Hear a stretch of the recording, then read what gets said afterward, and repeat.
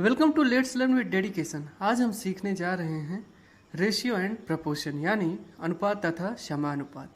आज के इस वीडियो में एग्जाम में आने वाले क्वेश्चन के साथ साथ क्वेश्चन में आने वाले बेसिक फैक्ट्स के भी बारे में जानेंगे।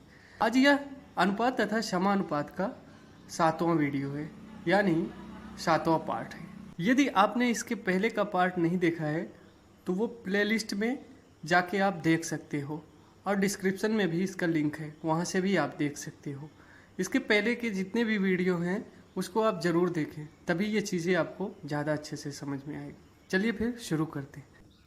दो संख्याएं 3:4 के अनुपात में हैं तथा इनका लघुत्तम समापवर्त 84 है। इसमें से बड़ी संख्या क्या होगी? अभी ये सवाल को पढ़ के हमें पता चल रहा है इसमें कुछ वो बड़ी संख्या को पूछ रहा है। तो संख्या का रेशियो है 3:4 और जब संख्या का रेशियो 3:4 है तो संख्या भी कुछ होगी, लेकिन वो संख्या हमें मालूम नहीं है। वो संख्या हमें मालूम नहीं है, लेकिन कोई दो संख्या है। मान लो पहली संख्या है और ये दूसरी संख्या है, लेकिन वो संख्या हमें मालूम नहीं है। और लेकिन बोल रहा है इसका लघुत्तम समापवर्त मतलब इसका एलसीएम जो है वह 84 है। तो दोनों संख्याओं का एलसीएम 84 है। तो हम लिख देंगे संख्याओं का एलसीएम बराबर 84। संख्या का अनुपात पता है कि 3:4 के अनुपात में है और संख्या का एलसीएम हमें पता है कि 84 है। एक छोटी संख्या है, एक छोटी संख्या है और एक बड़ी संख्या है। क्यों? क्योंकि एक का रेशियो 3 है और दूसरे का रेशियो 4 है। संख्या का रेशियो पता है और संख्या का एलसीएम मतलब लघुत्तम समापवर्त पता है, तो हम रेशियो का लघुत्तम समापवर्त निकाल लेंगे। अभी एलसीएम को निकालने का तरीका जो होता है वो हम ऐसे जनरली देख लेते हैं, बाकी जब एलसीएम एचसीएफ चैप्टर को हम जब पढ़ेंगे तो उसमें बहुत बेहतर ढंग से एलसीएम और एचसीएफ को पढ़ेंगे। तो देखते हैं 3 और 4 का एलसीएम निकालने के लिए हम लिख लेंगे 3 और 4। फिर हम इसको 3 से डिवाइड करेंगे। एक बार 3 से जाएगा, 4 में 3 से भाग नहीं जाएगा तो 4 पूरा का पूरा लिख लेंगे। फिर हम 4 से करेंगे, एक पहले से ही है, 4 से भाग देंगे 1 आ जाएगा। जब लास्ट में 1 आ जाएगा तो वहीं पे हम छोड़ देंगे। अभी 3 और 4 का गुना करेंगे। 3 और 4 का गुना करने पे हमें मिलेगा 12। तो मतलब क्या है कि 3 और 4 का एलसीएम जो है वह 12 है। संख्या का अनुपात 3:4 हो गया और संख्या का अनुपात का एलसीएम 12 हो गया और संख्या का एलसीएम 84 है। जब संख्या के अनुपात का एलसीएम 12 है मतलब लघुत्तम समापवर्त 12 है और संख्या का लघुत्तम समापवर्त 84 है, तो हम कह सकते हैं 12 बराबर है किसके? 84 के। तो अनुपात 12 बराबर है 84 के। तो अनुपात 1 बराबर कितना होगा? अनुपात 1 बराबर होगा 84/12। तो अनुपात 1 का रेशियो मिल जाएगा। और वो हमसे पूछ क्या रहा है कि बड़ी संख्या क्या होगी? बड़ी संख्या का रेशियो कितना है? 4। तो हम 4 से मल्टीप्लाई कर देंगे, 12 से काटेंगे 7 आ जाएगा और 7 का जब 4 से गुणा करेंगे तो हमारा आ जाएगा 28। यही हमारी बड़ी संख्या हो गई। अब जब यहीं सी जगह हमसे पूछ लेता कि छोटी संख्या क्या है, तो एक रेशियो बराबर 7 के, तो छोटी संख्या का रेशियो 3 है, तो 7 में 3 से मल्टीप्लाई कर देते, मतलब 7×3 = 21 हमारी छोटी संख्या हो जाती। अभी इसको फास्ट रिवाइज करेंगे। दो संख्या हैं, वो संख्याएं हमें पता नहीं है, लेकिन उसका रेशियो जो है, उसका अनुपात जो है वो हमें पता है 3:4 के अनुपात में है। संख्याओं का एलसीएम, संख्याओं का लघुत्तम समापवर्त 84 है और फिर हम अनुपात का, संख्याओं के अनुपात का एलसीएम निकाले तो 12 आ गया। तो 12 जो है बराबर है 84 के। 12 बराबर है 84। क्यों? संख्या के अनुपात का एलसीएम 12 है और संख्याओं का एलसीएम 84 है। तो 12 बराबर है 84 के, तो 1 बराबर, तो 84 भाग में 12 कर देंगे। 84 डिवाइड में 12 मतलब 84/12। और हमसे बड़ी संख्या पूछा है तो बड़ी संख्या का रेशियो 4 है। बड़ी संख्या का रेशियो 4 है तो 12 से 84 में भाग देने पे 7 आया और 7 में 4 से गुना करने पे 28। मतलब क्या हुआ कि हमारी जो बड़ी संख्या है वह 28 है। और छोटी संख्या को पूछता तो छोटी संख्या का रेशियो 3 है, 7 में हम 3 से गुना करते तो 21 आ जाता। ये हमारा आंसर हो। मैं आपको एक बात बोलता हूँ, आप जो सीख रहे हो उसको और भी बेहतर बनाने के लिए कोई एक बुक फॉलो करें, उस बुक से क्वेश्चन को सॉल्व करें। इससे क्या होगा कि आपकी ज़्यादा से ज़्यादा प्रैक्टिस होगी। और हाँ, क्वेश्चन को सॉल्व करते समय यदि कुछ क्वेश्चन आपसे नहीं सॉल्व हो रहा है तो आपको परेशान नहीं होना है, बल्कि प्रैक्टिस को जारी रखना है। क्योंकि ज़रूरी नहीं कि हम हर कुछ एक ही दिन में सीख लें, लेकिन प्रैक्टिस जारी रखेंगे तो एक दिन ज़रूर सीख लेंगे। यदि आप इस वीडियो से कुछ सीख रहे हैं तो वीडियो को ज़रूर लाइक करें, वीडियो को शेयर भी करें और चैनल को सब्सक्राइब करो। आपको इस चैनल से ज़रूर ही लाभ मिलेगा। अगला सवाल है, ए, बी तथा सी को रुपये 1050 को इस प्रकार विभक्त किया गया है कि एक भाग जो ए का भाग है, मतलब क्या है, जो ए का भाग है बी तथा सी के संयुक्त भाग का 2/5 हो तो ए को कितने मिलेंगे। मतलब ए का भाग पूछा है तो हम क्या करेंगे, सवाल जैसे बोल रहा है वैसे हम इसको लिखने की कोशिश करेंगे। जैसे बोल रहा है ए का भाग जो है, चाहे जो भी होगा हम लिख लेंगे ए का भाग। ए का भाग क्या है, बी तथा सी का, सी के संयुक्त भाग का। तो बी प्लस सी का जो संयुक्त भाग होगा उसका 2/5 है, उसका 2/5 है। कौन है, ए।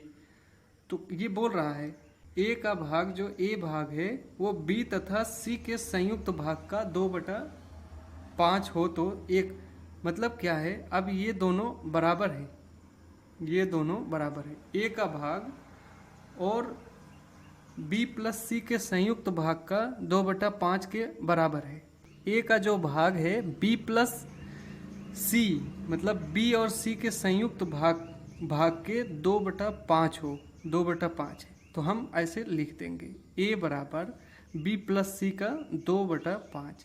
अब हमें कुछ नहीं करना है, ये ए और बी प्लस सी का रेशियो निकालने के लिए बी प्लस सी को बराबर के दूसरी तरफ पक्षांतर करना है। जब हम दूसरी तरफ पक्षांतर करेंगे तो कितना आ जाएगा हमारा, ए बटा में, जब ये इधर ऊपर है तो b प्लस सी को बराबर के दूसरी तरफ पक्षांतर करेंगे तो b प्लस सी नीचे आ जाएगा और यहाँ पे हमारा रह जाएगा 2/5। और हम पहले ही इसको सीख चुके हैं, कहीं पे a बटा में b प्लस सी हो या a अनुपात में b प्लस सी हो, a बटा में b प्लस सी को हम a अनुपात में b प्लस सी लिख सकते हैं और 2/5 को 2:5 लिख सकते हैं।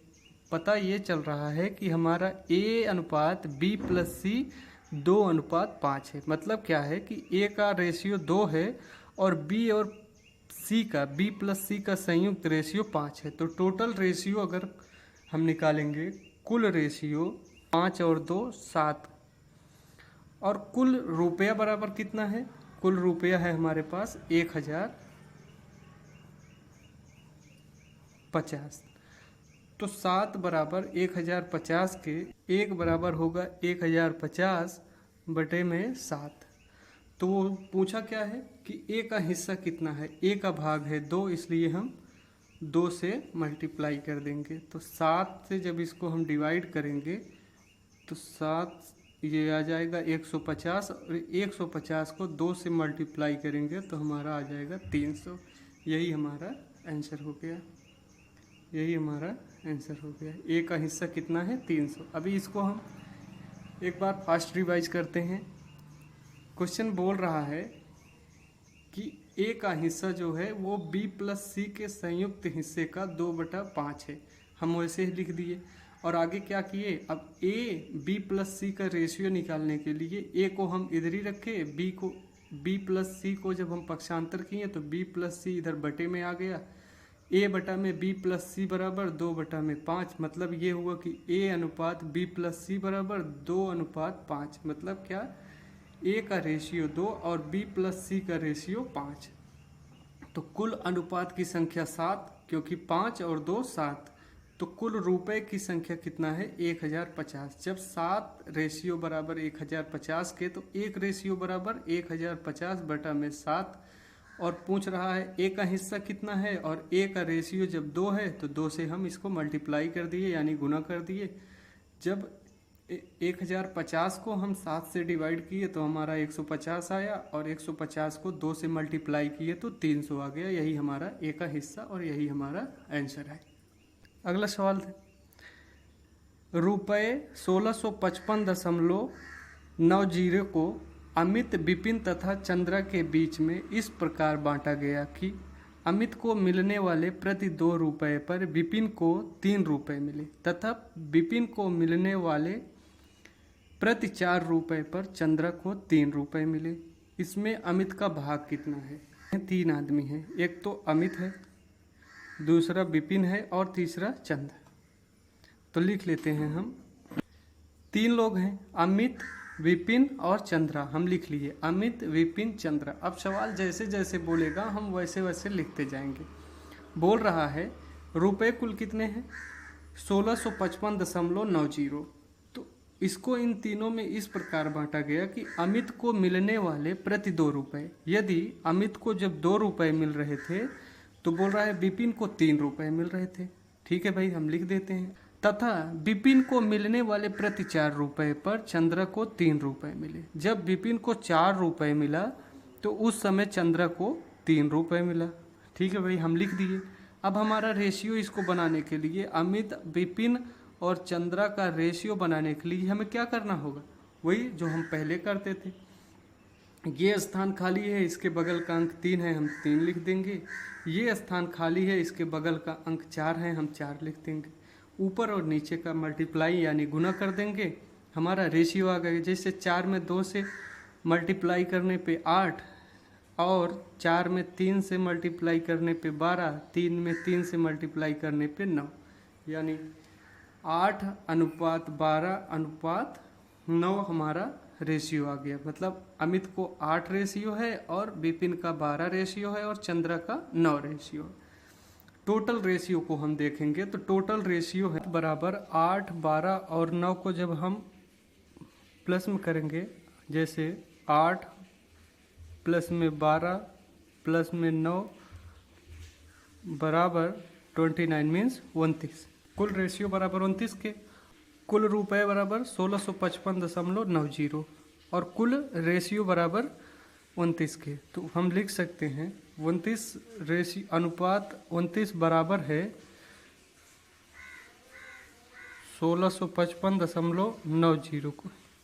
तो अनुपात 1 बराबर किसके होगा? अनुपात 1 बराबर होगा 1655.90 बटे में 29। और वो पूछ क्या रहा है? वो पूछ लिख लेंगे, हम यहीं पे लिख लेंगे 1655.90 बटा में 29 गुना में 8। क्यों? अमित का हिस्सा जो है वह 8 ही है। अब इसको हम डिवाइड करेंगे। ये डिवाइड करने पे हमारा आएगा 57.10।